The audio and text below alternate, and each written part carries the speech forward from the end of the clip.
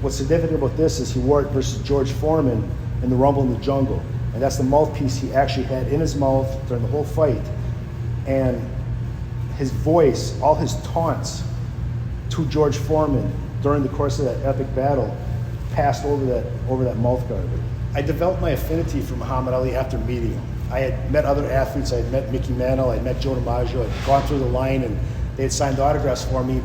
But it was sort of a very non-personal moment. Hey kid, you want to sign here to sign, that was it. But when I met Muhammad Ali, he stopped, he let me come back behind the table, put his arm around me, we took pictures, he did his Ali shuffle, he told stories. It was a magical experience.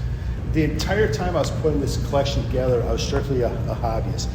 You know, I knew there was some value to it, but that was never the driving force.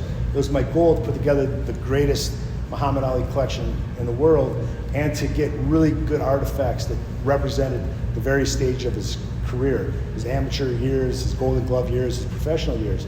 So as I was focused so much on building the collection, I'd get a piece and I'd put it in storage. And 35 years went by pretty fast, and all of a sudden I had a lot of stuff. So when I took it out of storage and I started to put it on display, and then I really looked at it like with a fresh set of eyes, I had a realization like, wow, this really has some value to it.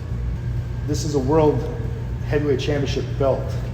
Just like a Super Bowl trophy, this is the pinnacle of the sport. When you win the championship, you get awarded the belt. This is what every boxer in the history of the sport strive for. And here's an actual belt that was given to Muhammad Ali by the WBC when he became World Heavyweight Championship versus George Foreman at the Rumble in the Jungle. So when I took the collection out, my original intention was to display it. So I took it out of storage, I started setting the stuff out, I started looking at it, and one, it didn't fit the space that I had allotted for it. And second of all, I did start looking at the value, but also in the meantime, there had been documentaries that come out. He had passed away, and there had been a new resurgence in Muhammad Ali and his legacy. And I said to myself, this is a really, really important collection. And me keeping it, me even storing it in my own house, it's not fair to the world. He was, the people's champion and loved by millions, and I came to the conclusion that I really wasn't worthy of keeping the collection. So I decided to call Heritage Auctions and give the world a chance to buy this collection.